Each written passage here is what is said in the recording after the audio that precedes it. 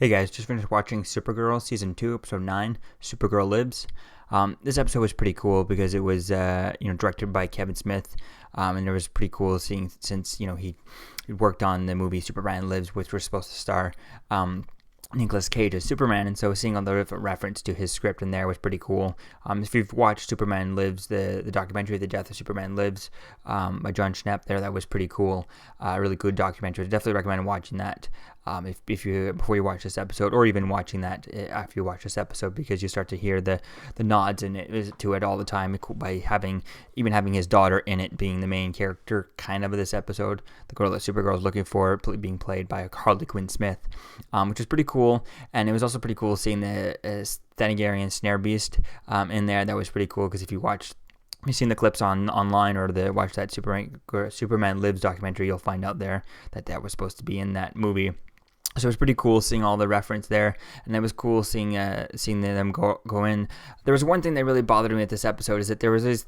You have all these aliens and stuff like that, and these one aliens look exactly like the Dominators from the big crossover we had, but there was no reference to them being Dominators or anything like that. So if you did not go over and watch the whole crossover, there's no telling you whether or not these are Dominators or not. So I'm just pretty confused that she didn't say, yeah, oh, those are Dominators. I've seen those before on different universe, or something like that. I think that would have been cool for her to say that on a different world. I saw that, in a different place. I think that would have been really cool if her to just throw a throwaway line, just one line, to say it to Mon-El, and he'd be like, "Huh, cool," and then or something like that. But there's no are those Dominators or not, and how is that going to change the story and stuff like that? And was there only one? Was that ship at the end that she blew up with her heat vision? Was that Dominator ship? It looks like it from the crossover, but it's just really confusing why they didn't just mention it as Dominators or anything like that.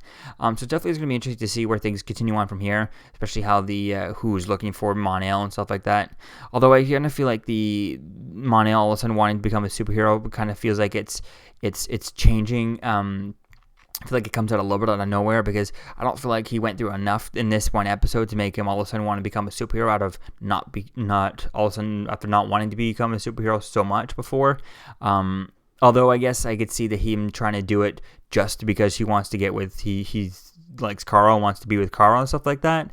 But I don't really see him wanting to do it. But if he ends up, doing it just to please Carl, to be around Carl more and all that stuff, then I think I could see him falling in love with the idea of being a superhero, or liking it once he tries it. He not having the actual interest in doing it, but he wants to be with her more, so he's going to do it, and then all of a sudden he starts to like it on his own, even though he was only doing it in the start for to be with her and stuff like that. So that could be cool to see that.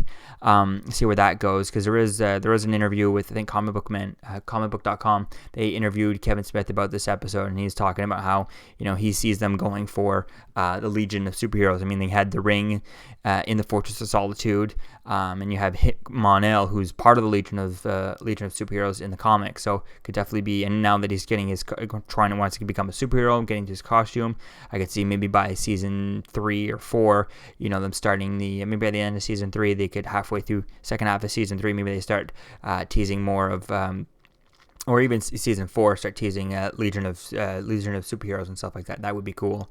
Although I hope if they do that, they bring Supergirl over to the main universe with Arrow, Flash, and Legends, stuff like that, before they do anything like that. So anything big thing like that, have build up so many more characters on this separate Earth, this separate dimension, separate world, Universe 38, before they bring too many characters onto this Earth and stuff. Set up so much on here. I'd like to have her permanently on the Flash and Arrow Earth 1.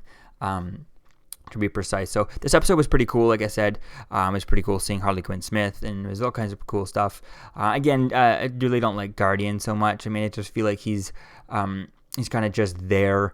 I don't feel like he's even has a better skill level yet, or he doesn't have the practice as any of the Shield agents, or the DEA agents that Alex keeps going around with. You see all around her and stuff like that. So I definitely can't wait to see him, make it make him worthy of a superhero or something like that, because right now he's just some guy who took kickboxing and watched a few YouTube videos and went out and started fighting people and something like that. So it's kind of weird. But other than that, it's kind of interesting to see where things continue on from here. So let me know what you think, guys, about this episode in the comments below. What do you think of Supergirl Lives? And I'll see you guys in the next video. Peace. Don't forget to like, comment, and subscribe, guys. Peace.